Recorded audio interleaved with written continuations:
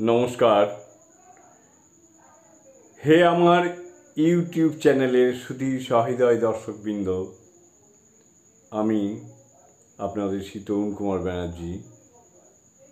পূজা শেষে প্রত্যেককে আমার আন্তরিক প্রীতি, শুভেচ্ছা, অভিনন্দন জানাই এবং মায়ের কাছে প্রত্যেকে যাতে শুদ্ধ, স্বচ্ছ, পবিত্র থাকেন সেই কামনা করি। কয়েকটি কথা নিবেদন করি।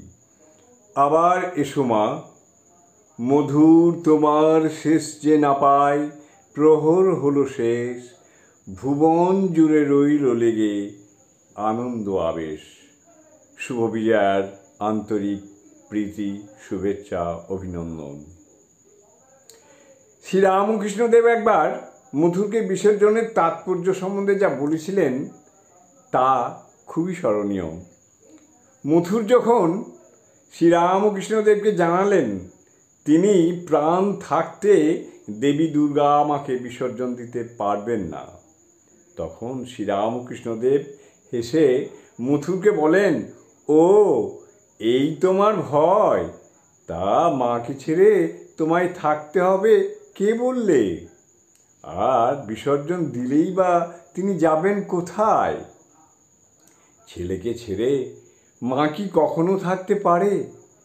এ 3 দিন মা বাইরের দালানে বসে তোমার পূজা নিয়েছেন। আজ থেকে তোমার আরও নিকটে, সর্বদা তোমার হৃদয়ে বাস করে তোমার পূজা নেবেন। মাকে বিসর্জন দেবে কোথায়? বিসর্জন দেবে নিজের হৃদয়ে।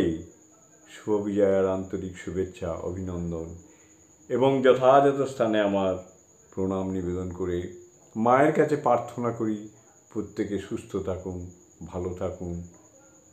এই প্রার্থনা জানাই। শীঘ্রই আমি আবার শতরূপে সারদা এই বইটি পাঠ শুরু করব।